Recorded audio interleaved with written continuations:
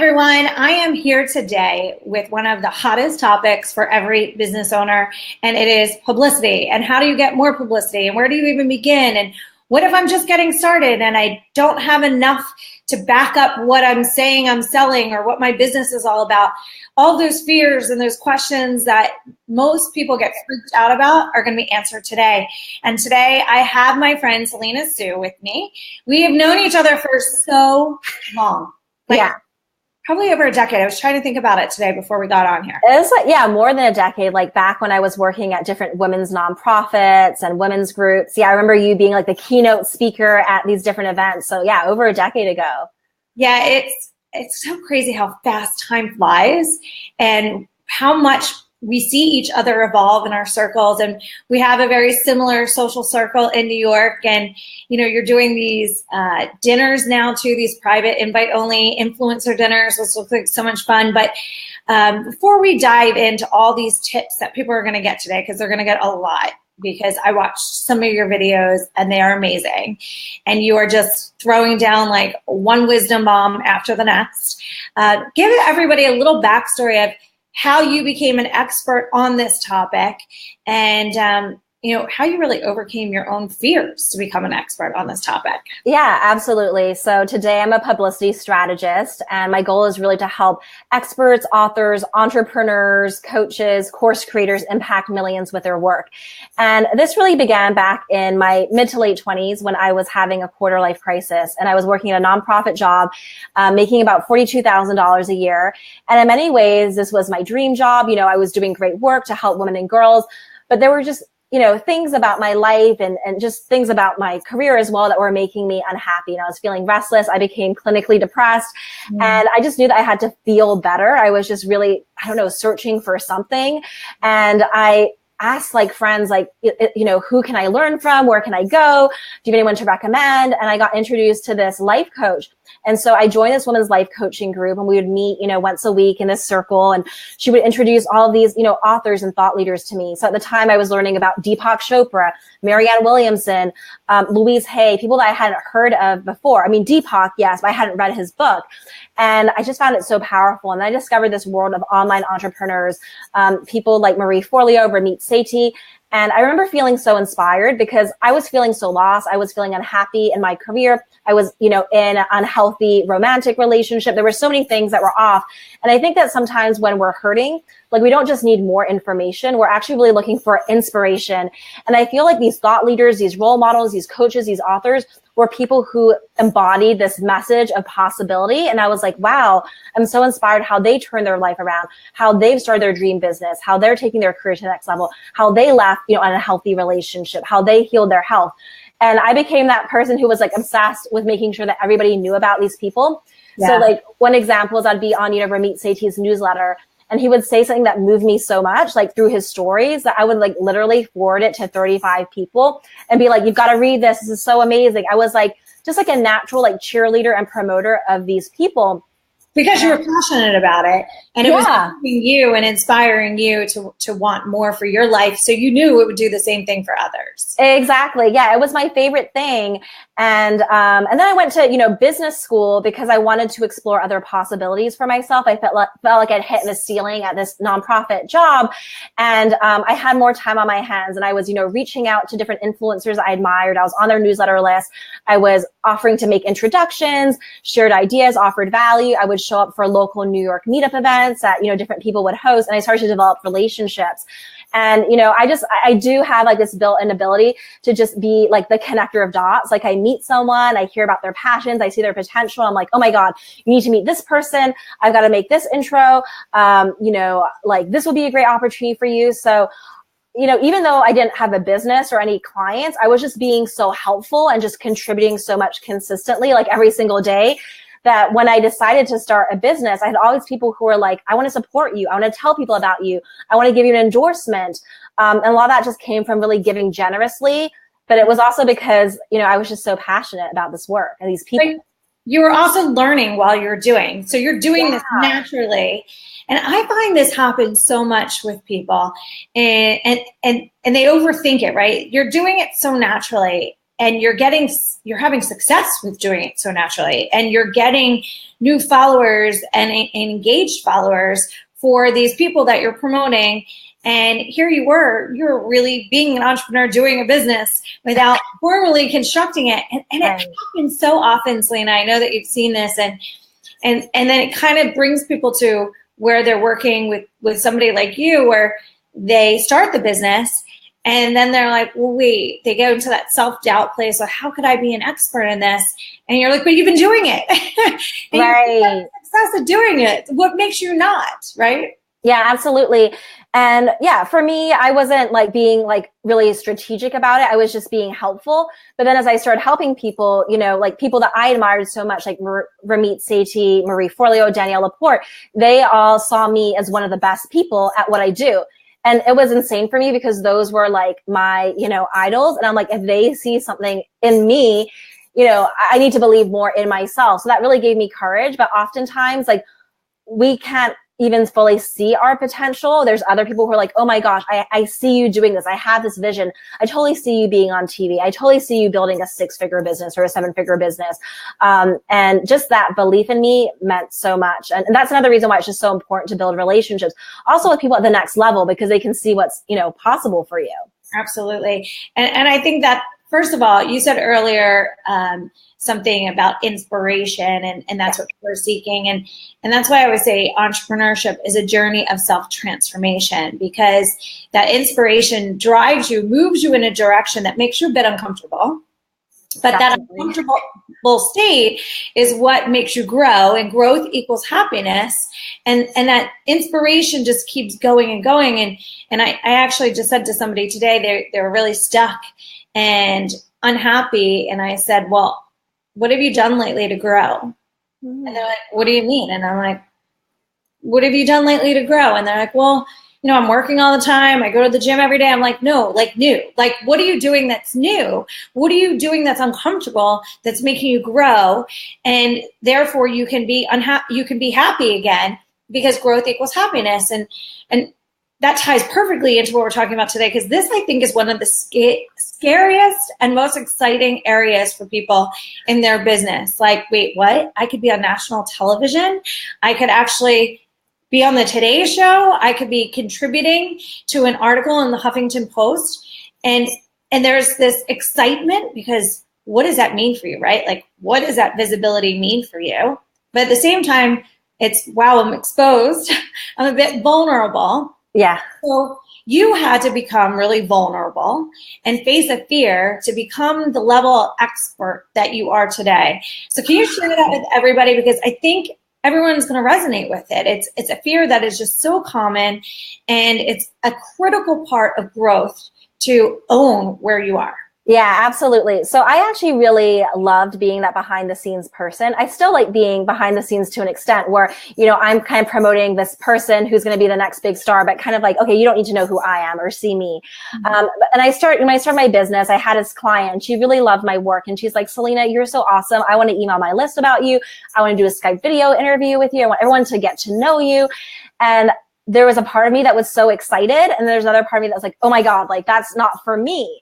But then I knew deep down, like, you know what, this is a really big opportunity. I just need to say yes. And it's also a safe place. This person knows me well. She's just here to support me. So I'm going to go say yes. So we did this Skype video interview, and I had her send me the recording after, and I was with my interns. And, you know, I watched the interview, and the whole time I was like kind of focusing on like, where did I mess up? You know, so I was like, oh my God, I talked too fast. You know, I had bad eye contact. And my interns were like recording how many filler words I was using, because I was going to Toastmasters at the time. And I had so many, you knows, so's, I had like 137 filler words. And I was watching this, like covering, you know, my face with my hands, like I was watching a horror movie. I'm like, oh my God, this is such a train wreck. There's no way I can share this with people. They're going to think I'm a disaster. And I was like freaking out. And one of my interns said, honestly, Selena, it's not as bad as you think. You know, I think people are going to like it. You shared a lot of things I think could really help people. And I remember just feeling kind of stunned in that moment because it made me realize a lot of things, which have helped me get over my fear of visibility. So number one is that we're our own worst critic. So rather than being like, hooray, Selena, this is your first video interview, you're stepping out, you're doing something new, you're growing. Instead, I'm like, where did I mess up? And just kind of focusing on that, having that negative mindset going into it, and literally having my interns like record my mistakes. Whereas like, yes, I use a lot of filler words, but people use them naturally in conversation. There's other things I could have focused on. And truthfully, I was a bit better than I thought I was. Mm-hmm. And then the second thing is that, I was comparing myself to the people that I admire, the people who are on TV, that speak on big stages and all of that. And, this is like my first time ever doing any kind of interview with, like no experience. So how can I compare myself to them on day one? That's actually being unkind to myself and unfair to myself. And I realized that the only way I'm going to get better is by doing it consistently over time. And then the third thing I realized is that I was going into, these interviews, media appearances, visibility opportunities, like very me focused. Like, how do I look on camera? Like, am I smiling enough? How are they perceiving me? All of that versus like, what am I actually giving people? And, what's the value there? Because nowadays, like when I do an interview, I mean, I'm not going to be perfect, because there's just, maybe I mess up somewhere or whatever. But if I'm being me and I show up and I'm like, okay, how can I put my whole heart into this, give so much value, share interesting stories, and deeply connect with people, then I've done my job. Then it is more than good enough. And I don't need to be attached to, how perfect it needs to be. So I feel like those three things really help me develop more kind of confidence about being more visible. And I think that these are some of the biggest fears that, stop people, because with a lot of people, it's not even like what you should do differently. It's that you're not even getting started. You're not even putting yourself out there. It's like a lot of us, we know people that have written guest posts, that have done podcast interviews. Maybe our friend hosts a podcast, but we've never asked them, like, could I be a guest on your show? I remember, I organized this focus group with one of my mentors, Ramit Sethi, Derek Halper, and a bunch of people. And I was like, I'm feeling really stuck in my career in my business right now, and I'm looking to expand. I want like a bigger audience. And Ramit was like, who do you know that has a bigger audience than you that could help you? And at the time I had 150 people on my list. So truthfully, most people had a bigger audience. He was like, Selena, why have you never asked me to write a guest post for my website? I think your writing's amazing. And then he was like, so I was like, oh, can I write for you? And he was like, no. He was like, you have to pitch me in front of everyone. Like, I'm not going to do it as a favor. I'm only going to do it because you're going to add value to my audience. And he forced me to do that. And so it's like, and he's someone who was like a close mentor. So I think for so many of us, there's opportunities in our own backyard, people that are right in front of us that want to help us, but we don't take that step forward to get more visibility and support. Yeah. It's funny. I posted yesterday about hosting the Positively Positive. Yeah. And I had said, like, who should I interview? Like, who would you want to see more of? And I found it so fascinating how many people really did pitch themselves. And I was in awe of it, because I thought to myself, I don't know if I would have done that. I don't know if I would have done that. And meaning my younger version of me. And I had so much respect for the people who did it, because they were saying, I believe in myself. I believe in my content. I believe in the value that I would provide on this big platform, because I posted, there's over 2.6 million engaged followers already. So that's a big audience. It's already there. And I was really proud of those people for pitching and believing in themselves and their value so much. And you mentioned what shifted for you, one of the top things that shifted for you. And I believe so much in this, because when I first went on TV, it was the same thing. And when I first went on TV, it was on QVC in front of like 90 million homes, live, 4 or 5 cameras coming down, 4 or 5 TVs. I mean, like, I put myself in a pickle position and it was crazy, but it was exhilarating and it was like so much fun. But when you're over censoring yourself and you're so consumed with how's my hair look and what does my makeup look like and what am I saying versus what am I giving, it changes everything. So when you switch to the what value am I giving, and you're more focused on what else can I give, what more wisdom can I share, what more insight can I share, you let go of that rigidness and that over editing that creates a very sterile engagement from the audience's point of view. And it is truly a game changer. And if everybody, I say this to speakers all the time too, when people say, you know, I really want to up-level my speaking game, which is very similar to the television game, it's be you. Like, stop trying to be everybody else and stop trying to over-censor what you're doing. Yeah. Come from the heart, come from a centered place, and just pour out information and content for people. Speaking of content and pouring out content, you have a series of videos. Yes. I have seen, and I know other people are going to get a chance to see. You've created some amazing support content too, like a publicity calendar that has a million ideas of how you can pitch and when you should pitch certain things and different topics and around different holidays. I'll come back to that in a second because that is such a valuable piece of tool. I mean, it's not even a piece of anything, it's a tool. It is a flat out hardcore tool that probably took you a very long time to make. I mean, I respected the amount of effort that went into that tool. But before we talk more about that, you also have what you call insider tips that I thought were so great to help people get started. You know, where do I even begin?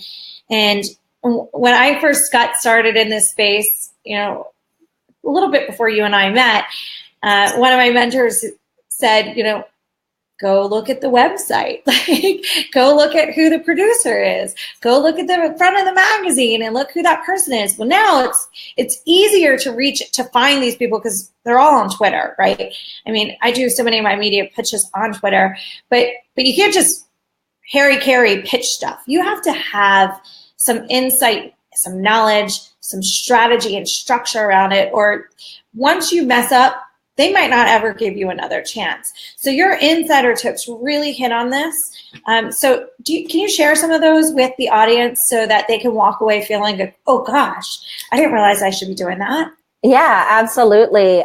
So the first tip is like the story ideas that you pitch really need to be audience centered versus me centered. So it's very common to be like, I've got this book, I've got this product, this online program, and I want to get publicity around that. And that's fine to know that, but you really need to think about what's going to serve the audience. So for example, I work with this company called Best Self Co. They've got these incredible paper journals. They're like, been around for 2 years or this, 8-figure business. And if like my pitches were all about like cover this journal, tell people to buy this journal, like that's pretty limited. But I thought about, okay, what are their different topics? Their niche topics, but also their mainstream topics. So rather than just pitching a journal, I had ideas like productivity, motivation, entrepreneurship, e-commerce, just like a gratitude. And once I had this long list of topics that were mainstream friendly, then from there, I developed different story ideas.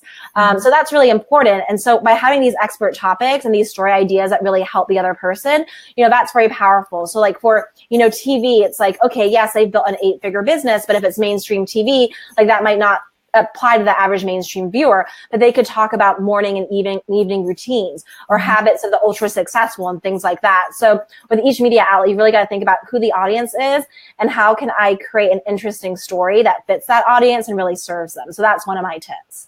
Yeah. So before we go on into the story ideas, because this is an area I really respect your talent. It's a talent that you have.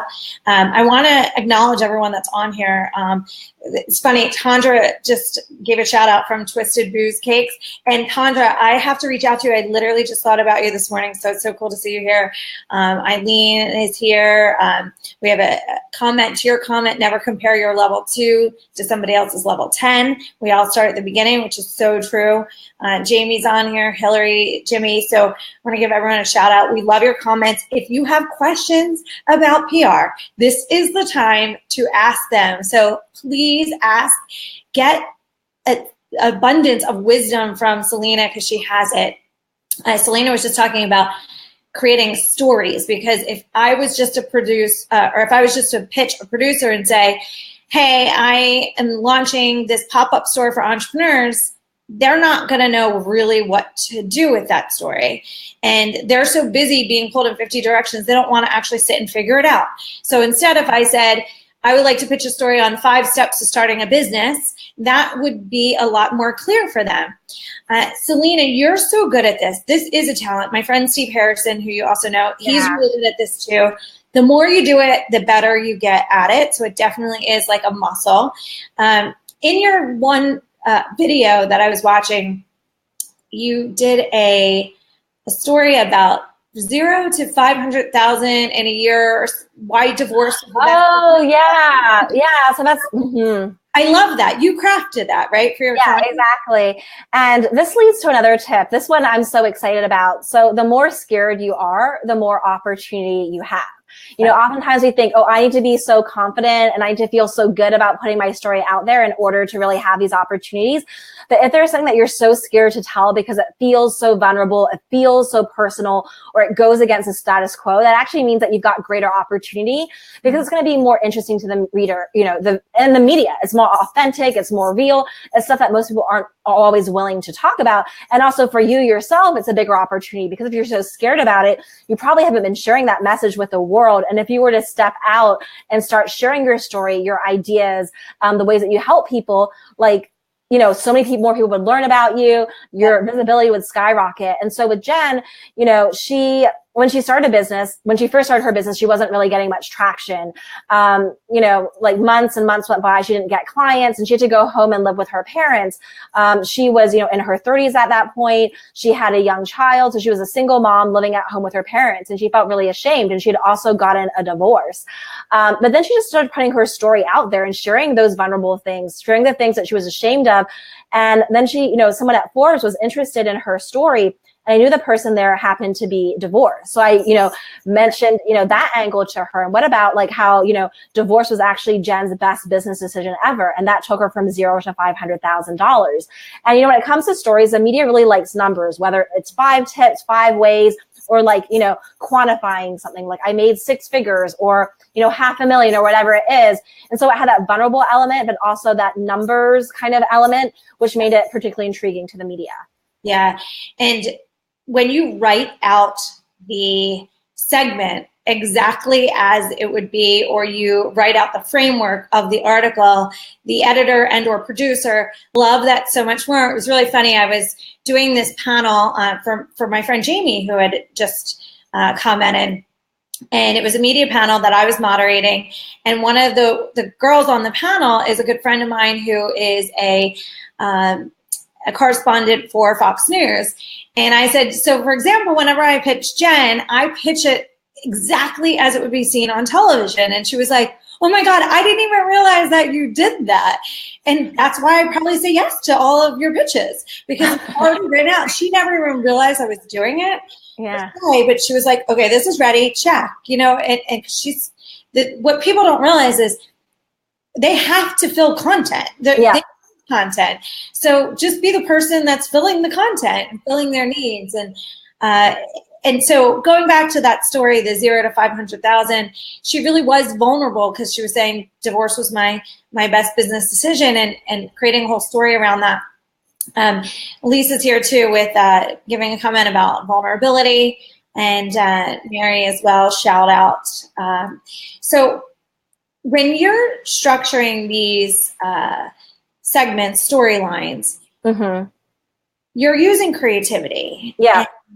And I highly recommend everyone to have a mentor in this, because that alone is the game changer. I really believe in all my years of doing media, if you can craft a great story and hook, everything else is done for you. But often, all the time, people think so logically and so logically and very face value that they don't know how to create the hook. And the hook, it really is everything. And I tell people, study Entertainment Tonight or Access Hollywood, because they are geniuses on hooks, where it'll be like, how to lose 5 pounds or how to flatten your stomach in 5 minutes. And you're like, how do I flatten my stomach in 5 minutes? And then they're really doing a segment on doing like upward dog inversions and how it lengthens your stomach muscles so you stand up straighter and it really can flatten your stomach. Yeah. But it is a talent, and it's something that you're really good at. And I think people should always have a mentor in this space, because it really is something that you need to get good at in order to continuously grow that part of the business. Yeah. Oh, I want to add to something that you said, if it's okay, because I love what you were saying about like that yoga story. So there was this, I was talking to a TV producer before, and there was someone who pitched an idea called 5 yoga moves that saved my marriage. And it's like, oh my gosh, how could a yoga move save your marriage? And so it was about like these yoga moves that opened up your heart chakra. So with the media, sometimes it doesn't have to be perfectly accurate with a headline, but it has to like, you know, hook people. I know a lot of people when they pursue media, they're like, you know, they kind of want to talk about their stories in depth. There was someone who one of my mentors, he's amazing. And he was like an expert on survey funnels. And I remember him saying like to me, you know, and to like everyone in our group, like, I have a dream that one day every website will have a survey funnel. And like, even though like kind of as like nerdy, more advanced people get that, but if you're looking to get into the media, like it needs to be a little bit more catchy and also more easily understandable to the mainstream. So maybe, you know, the article is about like how you grow your business or how he went from 0 to multi-millions, or, you know, how to come up with a clever business idea. And then, you know, on the back end, like when people learn more about you, you can go into your survey funnels, or maybe they just touch on it and they say, you know, you built your empire by doing this amazing thing, sharing these ideas, but maybe not the whole article is about that topic. So I think that sometimes, you know, people are like, I want to say this one thing, I want it to be this way, and I want them to cover it that way. And, you know, the thing is you have to work with the media to find a story that really works for their audience as well. Otherwise, you know, they're not going to choose to feature you. Correct. And you know, you can actually massage that over time. Because I remember when I launched the Butler Bag Company, everyone would want me to come on to talk about fashion. And just because I had a handbag company doesn't mean I like fashion. Like, I really don't care about fashion. I just happen to create technology in a handbag. And what I liked was talking about the entrepreneurship side of it, the psychology side of it, how to build a business. So I'd be like, no. Now, keep in mind, this is back in 2006 where entrepreneurship was nowhere near as cool as it is right now.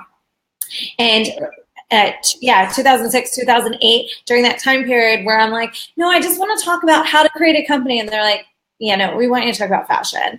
And not only do we want you to talk about fashion, we want you to talk about expensive fashion, because that was when everything was like Paris Hilton, couture, everything. And I didn't want to do it. And I would fight against it. And then the publicist I was working with at the time, she was like, please just play the game. Just play along with them. And then when you get on air, you can plug things about building the business. Yeah. And that's what I started doing. I would get on, and while I would talk about fashion, I'd be like, and did you know this person designed this like this for Kate Spade? Did you know that she took a grocery bag and cut the top off? So I'd start to throw those things in there, and it would inch me closer to being able to talk about what I wanted to talk about down the road. So sometimes, like you just said, you have to play along. I witnessed it. And I went from talking about fashion to talking about business. And it wasn't overnight, but it was pretty quickly. Yeah, exactly. And also once you have friends in the media and they see, okay, you're adding value, you're helping me with my segments, and they're like, okay, what else do you have for me? Or maybe they can introduce you to someone, but you have to, you know, really think about how you can serve them first and develop that relationship. Yeah, that's a huge tip, by the way, for everyone to listen to. Sometimes you might meet somebody or know somebody in the media that you personally or your business might not be right for what they're focused on at the time, but try to give them other people and other resources so that they build a relationship with you and they start to really respect and value your advice and guidance. And when they're ready, when something does come up that suits you, you'll be right there, and they'll be so happy to give you that opportunity. You know Tamsin Fidel as well, and Tamsin taught me that firsthand because we'd been friends, and we did the Divas Who Dine luncheons all those many years ago. And she said, Grover, why don't you ever pitch me? And I said, well, you know who I am, you know what I do. But I would always introduce her to people with really cool stories that I knew were aligned with what she was working on.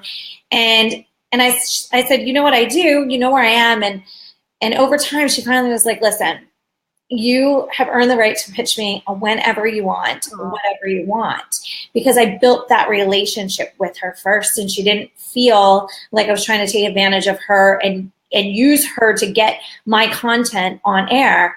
And keep in mind, a lot of people in the media feel that way. They feel like they're being used. So if you're actually coming into the relationship to build the relationship, add value and ease to their lives, you're going to truly build an authentic relationship versus what's in it for me.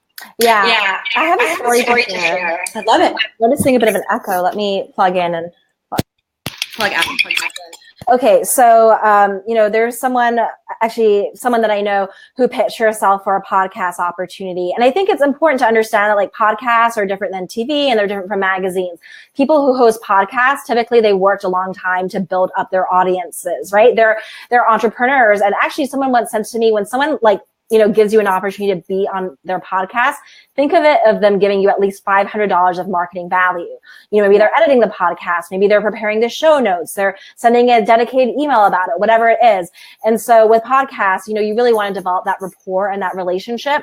And so someone I know pitched this podcast, and she got turned down. And then she was like, I want to know why I got turned down.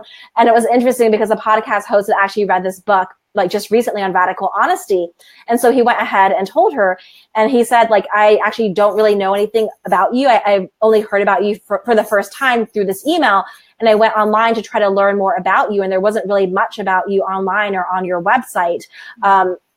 And, I couldn't, so basically, like, if someone is having you on their podcast, they want to feel confident that you can add value to their audience. And so if you're not sharing much about yourself online, whether it's your website or somewhere else, and, it's hard for them to really get to know you. People want to do their research. So you have to be putting information about you out there. And the other thing is, like, she didn't build any kind of relationship. So with podcasts in particular, a lot of podcast hosts have a lot of people that they can, have on their show. So you want to win their attention.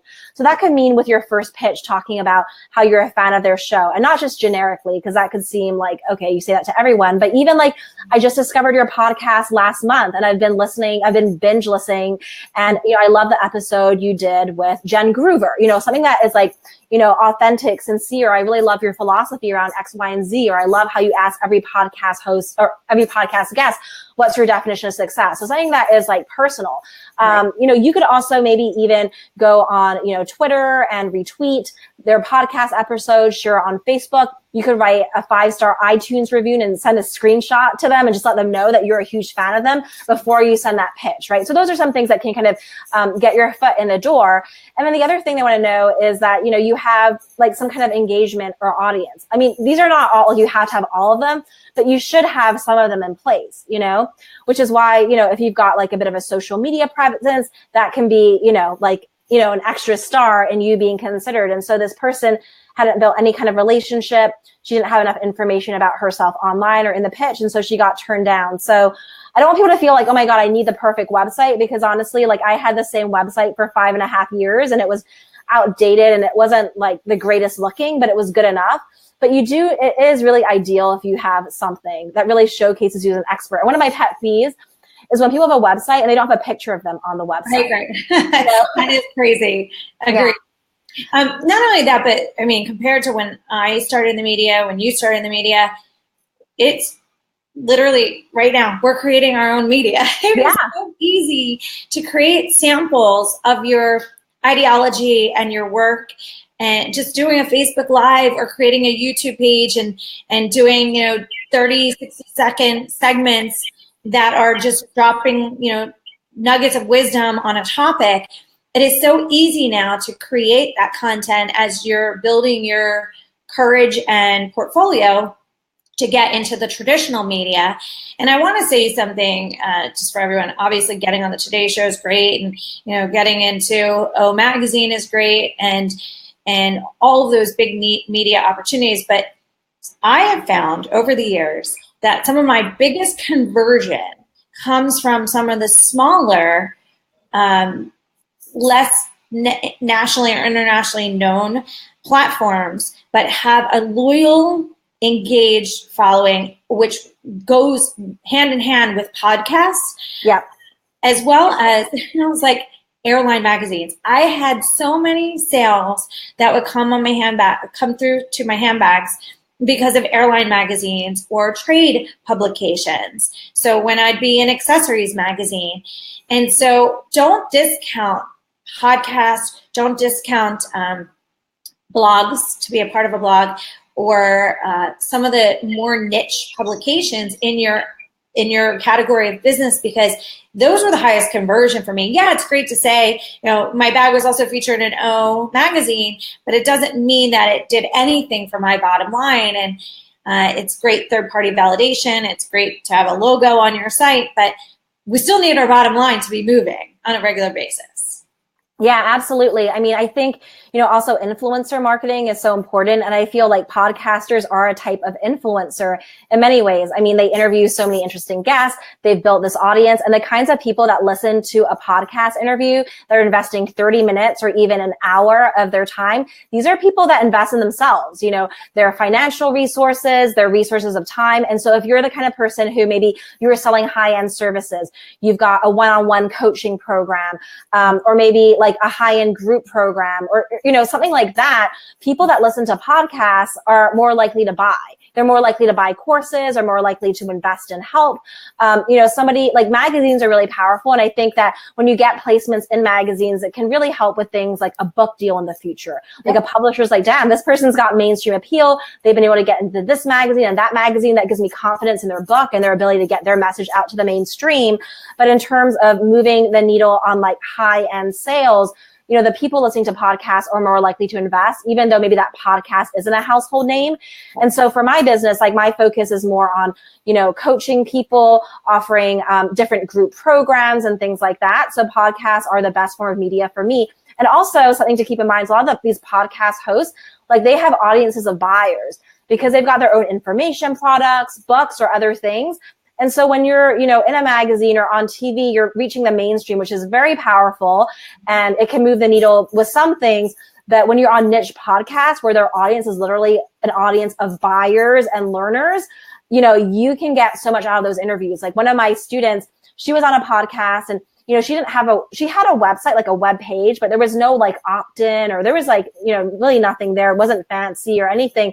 But someone heard her on the podcast and fell in love with her story and how she talked about leadership and how she helps women, like grow personally and through their business. And, she reached out to her and said, I want to work with you. Like, I love you. I feel like I connect with you and your story. And that's how she got her first $3,000 coaching client. Wow, that's awesome. I get a ton of speaking engagements from podcasts, not from traditional media, because podcast is a longer form. It allows you to tell your story more in depth and really get your philosophies heard, where when you're on TV, you're probably only getting about 3-4 minutes. You have to speak in sound bites so people can see you, but they're not really getting depth of who you are. An article, if you're writing the article, you will get your philosophy across. If you're being featured, your story is being told by somebody else, which isn't a bad thing. It's just not your voice. So there's different variations. There's different results that come from different media. And the more you learn that, the more you become strategic in what it is that you need in a priority form. I got my book deal, exactly like you said, from a Feature and Success magazine. It was a 6-page feature, and I had agents just blowing up my phone and email, and that's how I got my first book deal. So you're 1,000% correct. Yeah. Oh, I love that. And I think, one of my friends, she's a personal branding expert, and she wrote a piece on personal branding, reinventing yourself, in the Harvard Business Review. And she had agents reach out to her, say, have you ever thought about a book deal? And so the thing with, guest posts and writing your own pieces, which you can do on Huffington Post, Forbes, and all of that, is like people can fall in love with your philosophy. But if it's like, like a one-liner in a magazine or a bit of advice, people may like research and learn more about you, but they're not going to fall in love with you through that. That's not to say that you don't want to be in magazines, because that can be really powerful and open up a lot of doors, and it can sell certain things like books. But I think it's good to have like a more kind of comprehensive, multi-pronged media strategy. A lot of people think, okay, I want to start with being, an Oprah magazine, or I want to begin with the Today Show, or I want to be interviewed by Oprah on Super Soul Sunday. And that's a great vision, but that's not where you start, because like if one of Oprah's producers came knocking on your door saying, hey, I heard you're an amazing expert, I want to learn more about you, what do you have to show? And you haven't done like any articles, interviews, there's nothing for them to see. it's like you don't really seem like a credible expert, even if you are really good. But if you've got this body of work that you've built over time, you've consistently showed up, it's like, oh my God, you're like the best kept secret that we've been looking for.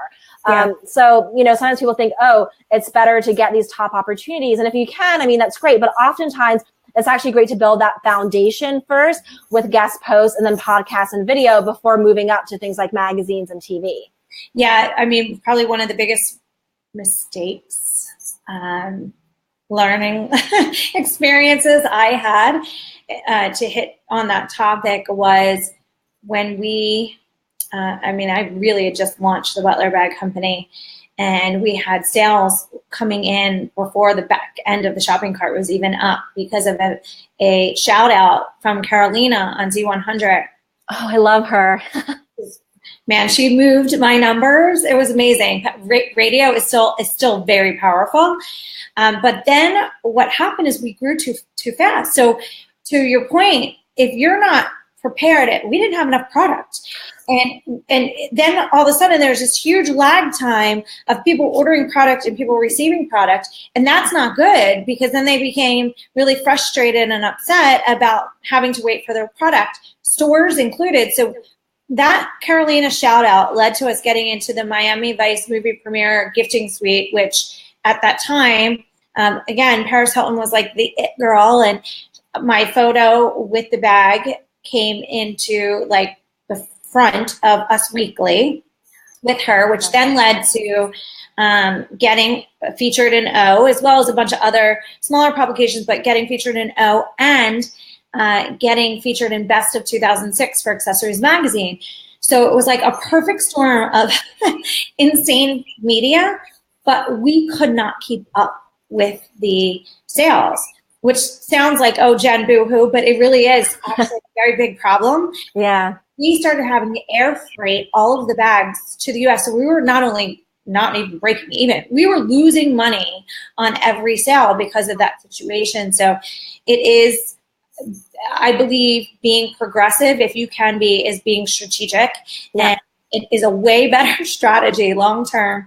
But I would say it was one of the greatest, most painful lessons at the same exact time. And it was amazing. But I would tell people all the time now, it's like people who launch a product and they say, I want to be on QVC. And I'm like, oh, no, not yet. You don't. Yeah. You go into boutiques first. You want to get feedback on your product. You want to fix your product. You want to fix your entire sales process.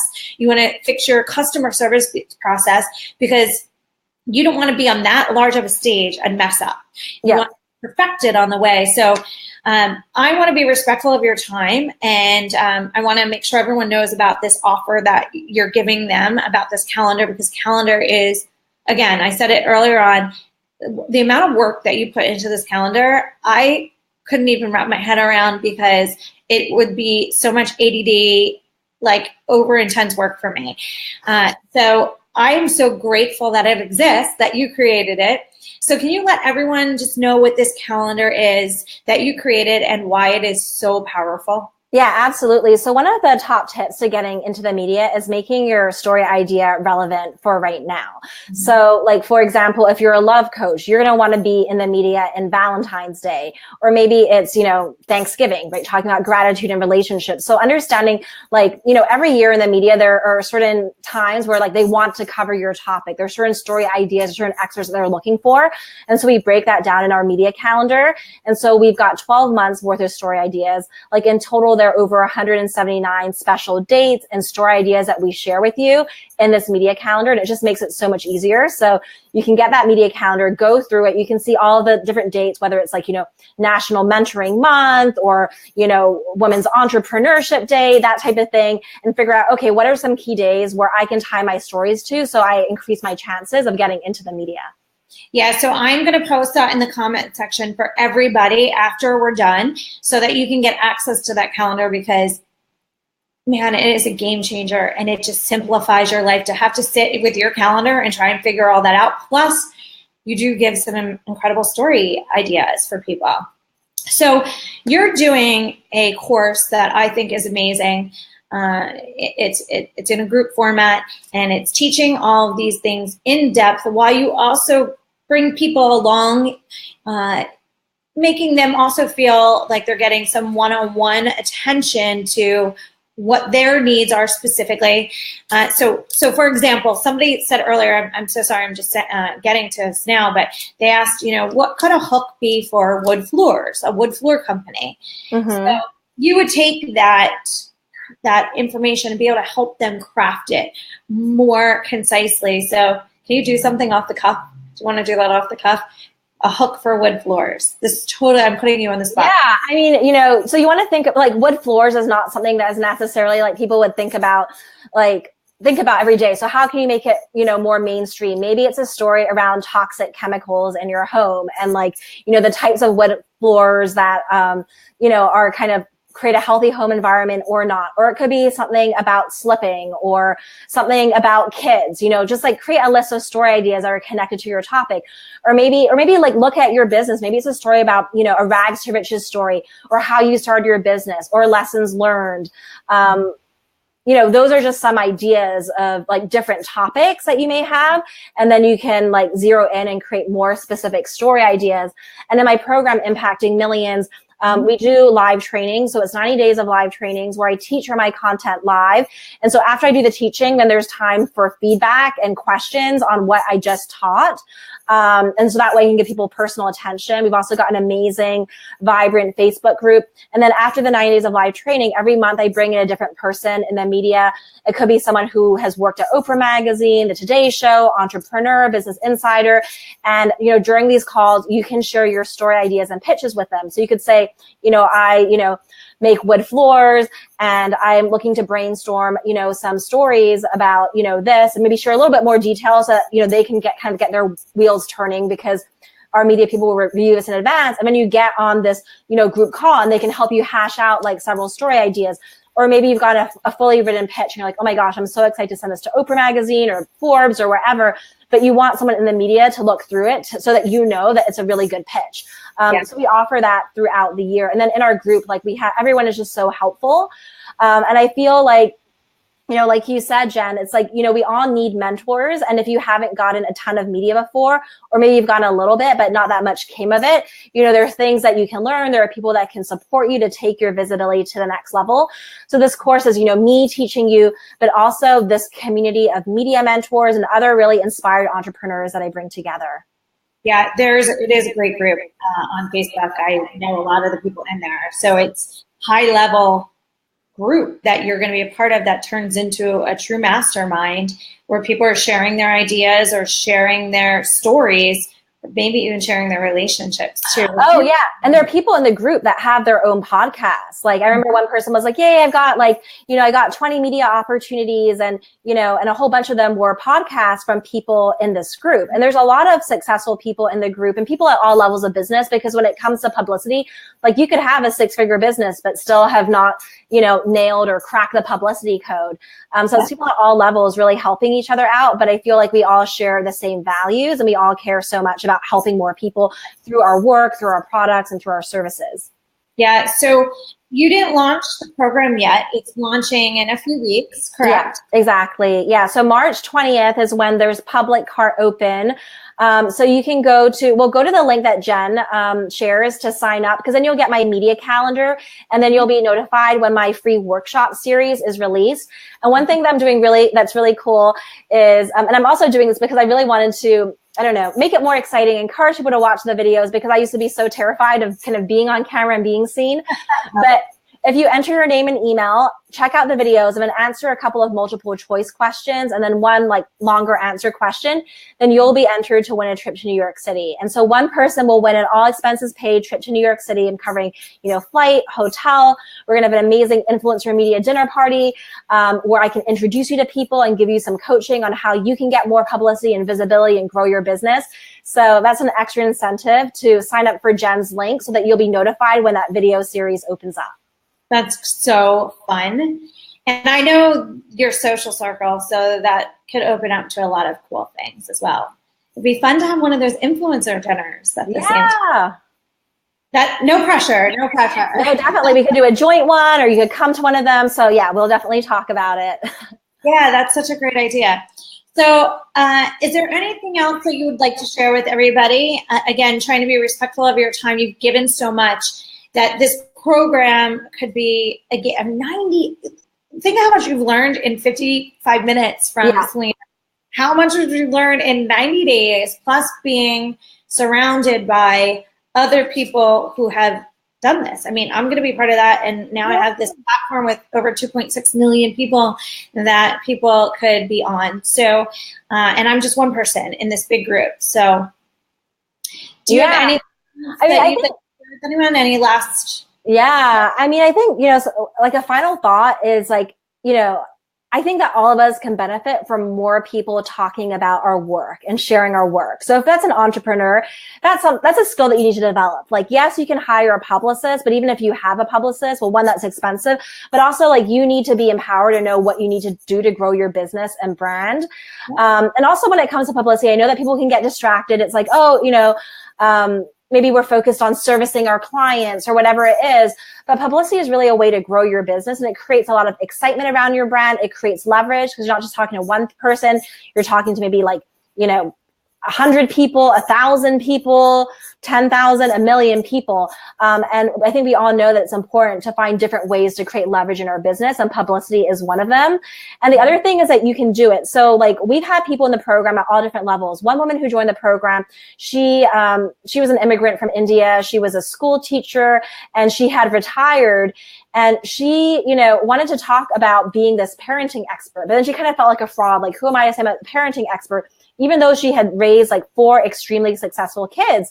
And she joined, you know, my program. I remember on the webinar, she was like, can senior citizens join Impacting Millions? And I was like, absolutely. And even though English was her second language, she wasn't tech savvy. She managed to like whip up a basic kind of website and blog. So there was a little bit of information about her online. She got a podcast interview with one of Oprah's money experts, Farnoosh Torabi. She was sharing her story. She got an article in the Huffington Post. So all these things are possible for her. And for so many people, whether you're just getting started or you've been in your business for years, but haven't prioritized publicity. So, you know, from time to time, I share opportunities in the Facebook group. Everyone's helping you out in the group. And I think that, you know, when we're in the right community, it can really inspire us to take action. It's not just about knowing what to do. It's about being inspired and surrounded by the right people. So that's another thing that the program provides. So true. You know, it's funny. I'm in this Speak and Spill group for all speakers that one of my friends created. And every time I think I'm doing a lot, I watch everybody else speaking like 3 times more that week. And I'm like, yeah, get on top of things. So it really does inspire you to be part of a community. I want to answer Lenny's question. Yes, you can PR a documentary. Absolutely. And there's multiple ways to go about doing that, especially if that documentary, which I'd imagine is teaching something or focused on a topic that might be controversial, more controversial, sometimes better. Yeah. So I will post, again, that calendar link for everyone to get started, to connect with Selena, to potentially become part of the community. And thank you so much for your time, for all of your advice, for all of your insight. One thing I want to leave you with is one of the biggest, best decisions and investments I made in my entire life was learning PR before I ever hired a publicist. Hands down, one of the best things I ever did. So when I hired a publicist, I actually could structure my business life and strategy to help the publicist have reason to talk about everything that I was doing. So it was literally one of the best things I ever did in my life. And I tell every one of my clients, do not hire a publicist unless you learn PR first. Yeah, I think that's so true because, you know, with PR, it's hard to get and no one's ever going to be more passionate than you. So if you've got a publicist, you know, you can help them come up with more story ideas, or you can figure out, okay, how can we, you know, get the right kind of media that will strategically grow my business, you know? And so I think that one of the cool things about my program is that I really have this entrepreneur mindset because I know how busy we all are. Like, we don't have time to just waste, you know, it has to lead to something. When we get the media, we want to leverage it. And yeah, I think that is huge because also if you don't understand PR or know what the publicist is doing, then there's nothing you can do to help them. And then it's like, okay, maybe you get something or you get nothing back. And it's like, all right, you wasted 10 grand, 20 grand, whatever it is. But if you know what you want and how to get it, and you can kind of support someone with that, you know, it makes it even more powerful. You know, one of my clients, you know, is an Oprah personality. And when I remember, you know, I worked with her on her book launch, and I was doing more of the influencer marketing, some of the online stuff. And she worked with a traditional book publicist as well. And the fact that she understood how the media worked led to like such a better campaign. Like we got 10x the results versus if she was just kind of hands off and just like, you know, do what you want, you know? It's a game changer. Publicists appreciate it because you're literally a team player with them, and together you can create so much more. Well, thank you again. Thank you everyone for being on here. There's been so many comments that people said it provided so much value for them. It was great advice. They look like they're ready to go to like next level PR. So thank you again, Selena. Thanks everyone for being on here, and we will talk to y'all soon. Yeah, remember to download the media calendar and the links below. Absolutely. The comments below. Bye, everyone. I look forward to seeing everyone's sparkling media coming up in the next few months over 2018. Talk to you soon. Bye.